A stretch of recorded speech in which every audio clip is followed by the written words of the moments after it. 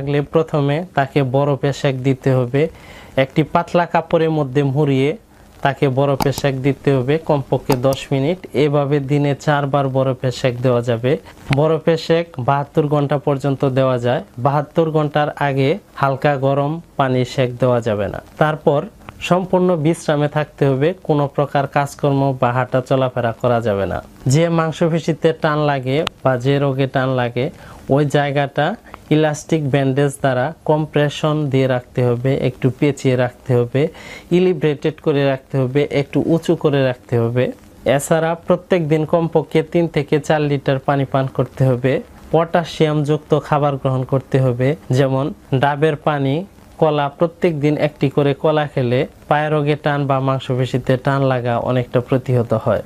এছাড়া যাদের ঘন ঘন পায়ের রোগে টান লাগে তারা খাবার স্যালাইন খেতে পারেন, ওর স্যালাইন খেতে পারেন। প্রত্যেক দিন